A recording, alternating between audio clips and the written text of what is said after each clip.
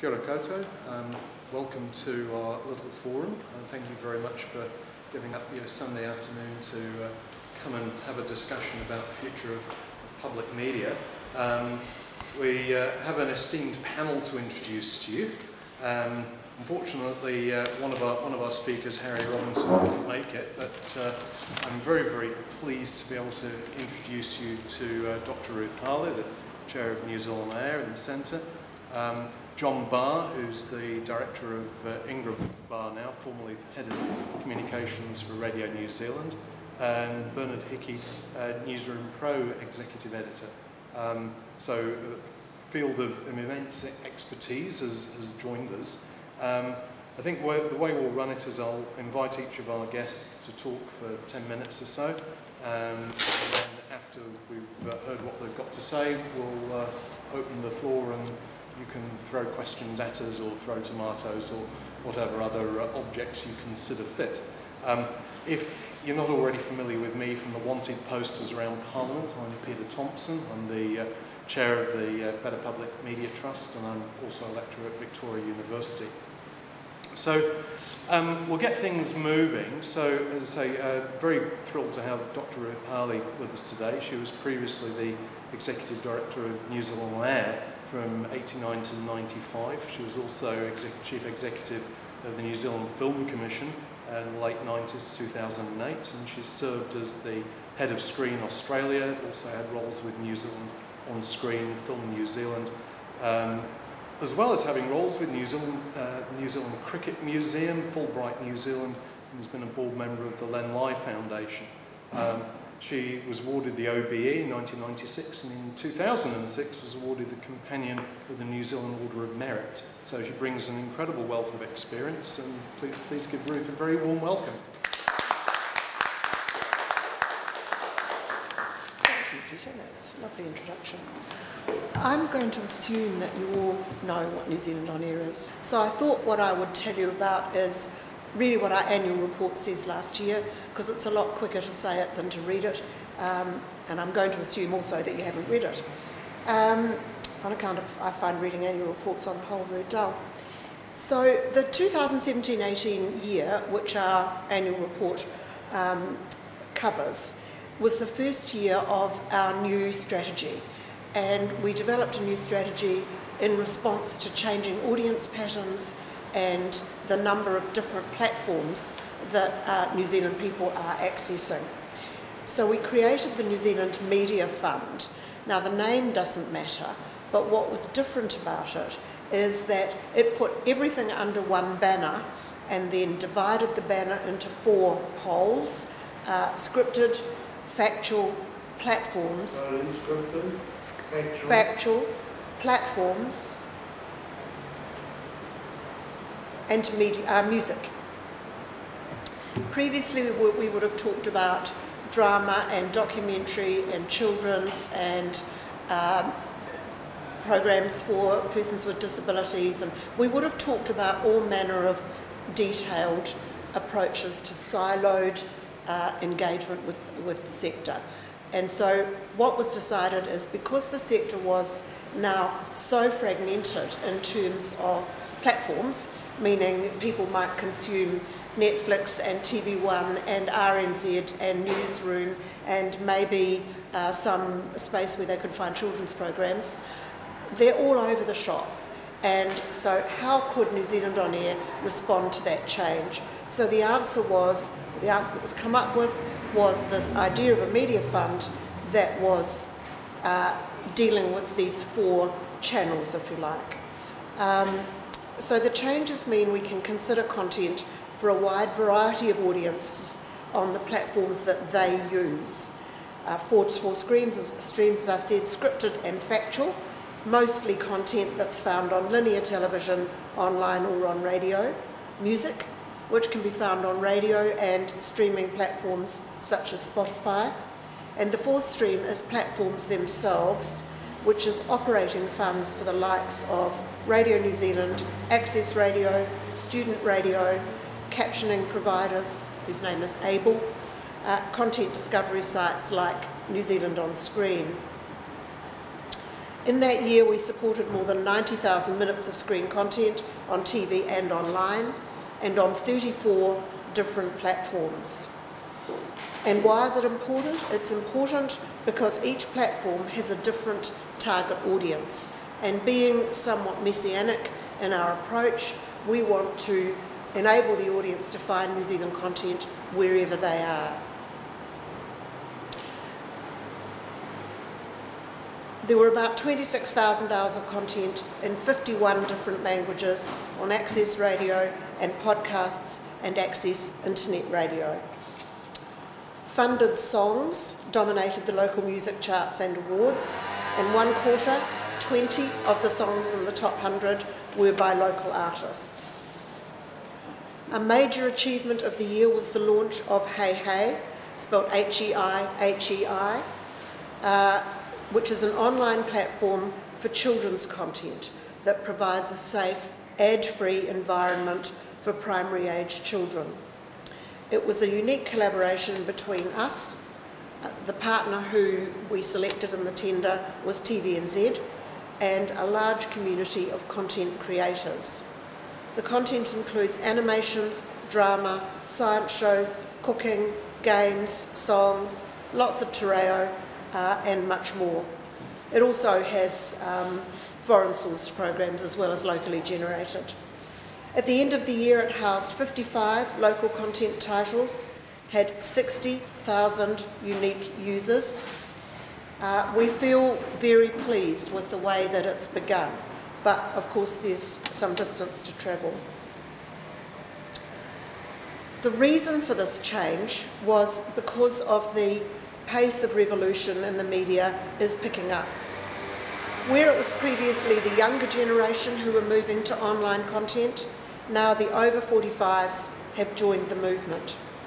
We think that by the time we conduct this research again in 2020, we do it every 2 years, it's possible that we will have passed a tipping point where online media has overtaken traditional media such as linear TV and live radio, which is why platform neutral is important.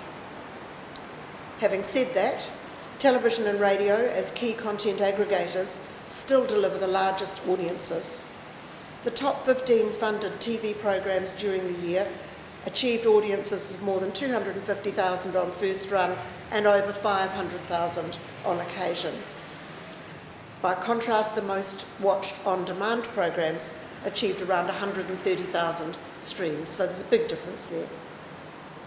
Last year we consulted with the screen sector to develop a roadmap for our scripted content. Scripted roadmap ensures we're supporting a diversity of content which serves a range of audiences and encourages a range of content creators. So there was a sense in the scripted, which you could call drama, sector, that older established companies were taking all the money, and there wasn't just a sense of it, it was true. And younger, newer content creators who were creating often for different platforms were being excluded. And so this conversation that we had with the sector came up with the idea that made more space for everyone, but of course it's static funding. So there is in fact less money available for more traditional forms of drama. Having said that, it's still there. And we've just last week had a hui with the factual program makers, got exactly the same response. The people who've been producing for linear television for a long time, who are established companies and have good, strong audiences, are very strong advocates for their content and for their right, let's say, to be funded by New Zealand On Air, whereas younger, newer content makers are saying, we're online, our stuff reaches our audiences, we need a lick of the ice cream as well. And so I'm pretty sure we're going to come up with a similar result for our factual roadmap. The big difference in the factual conversation from any conversation we would have had, well, this is not quite true, but it's nearly true, for the 30 years of New Zealand On Air, is the need to address issues relating to journalism. when New Zealand On Air first started, we did in fact support 60 Minutes on TV3. It was very controversial at the time.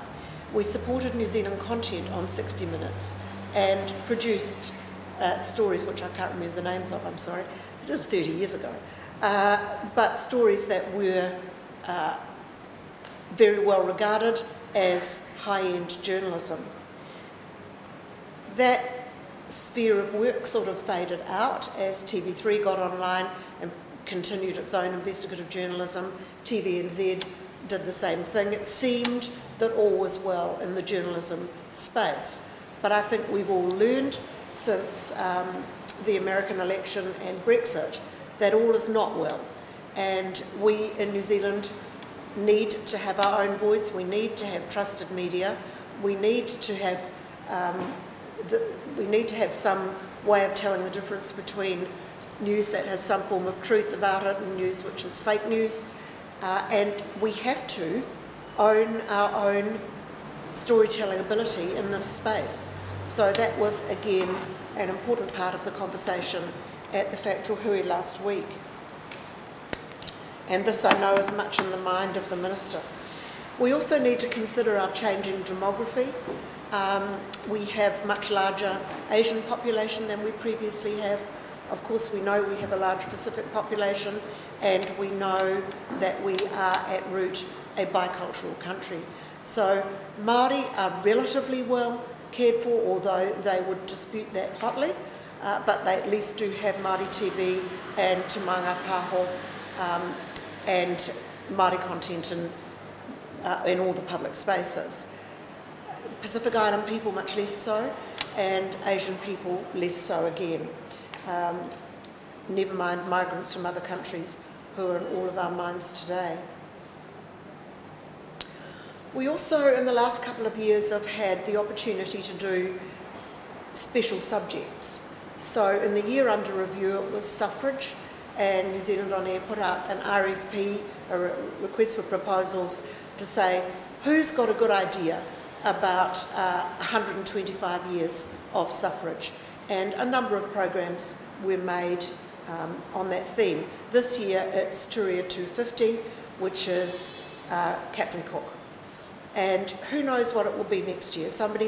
And it doesn't have to be every year, of course, but somebody suggested to me climate change. Yeah. Cook 250 is by Turia, I think. I think the word is Turia, but it might be Tuia. What is it? I don't know. Tuia? Tuia. What exactly does it mean? I'm sorry, I don't know, but I understand it. So what it started off being is a celebration of Captain Cook discovering New Zealand. Well, it didn't take 5 minutes for Māori to say that that was completely unacceptable as an idea, because firstly there was nothing to celebrate, and secondly he didn't discover it. So it was a pretty hopeless idea. So it morphed instead to how do we think about these events of 250 years ago. Which sounds is pretty good, sounds pretty good. I don't know whether I noticed it. You haven't noticed it because it's not on your air yet. Yeah. Coming. That sounds like, to me, a worthy project. Yeah. Perhaps. I think it will be. I think it will be, and I think it's much improved for the debate that surrounded what it was to be called. The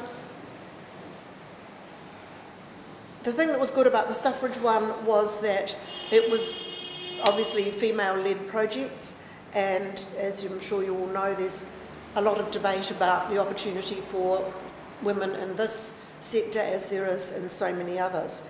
And I've got no doubt that Turia 250 will have very diverse content makers who will not be all white people saying, yippee, Captain Cook came along. And now just a couple of things to close. One is, how do we measure what we do? Well, you can measure volumes of content, you can measure number of platforms, you can measure audience sizes to some extent. In other words, some of the measurements are reliable and some aren't. You can measure awards won, you can measure number of jobs. All of these things we do. But we know that the purpose of public media has to do with our favourite new word, which is cultural well-being. I say our favourite new word because anybody who's working in the public sector who's got anything to do with government policy has put the word well-being at the top of their vocabulary list. But it's true that is what those of us who are messianic about culture believe, that it is fundamental to our well-being. And I will leave my speculations to later. That's enough. Thank you very much indeed, Ruth. Can I have a quick question, but we'll go through all the speakers and then open the floor. You mentioned that online is about to overtake linear. I assume you mean in terms of share, but in terms of time spent viewing, it's nowhere near linear. It's a long way behind. True. Why do you give more importance to share than to time spent viewing? Because I would have thought in terms of when you're deciding policy and where to invest, you would really take that into account more so than share. I think you have to take a number of things into account. But yes, you're right, time spent viewing, share, who is important. So I think it's important, you have to look at it through a number of lenses and then use your best endeavours to come up with something which is accessible for the purposes that to the biggest number of people, for the purposes that we all believe in, which is information, democracy.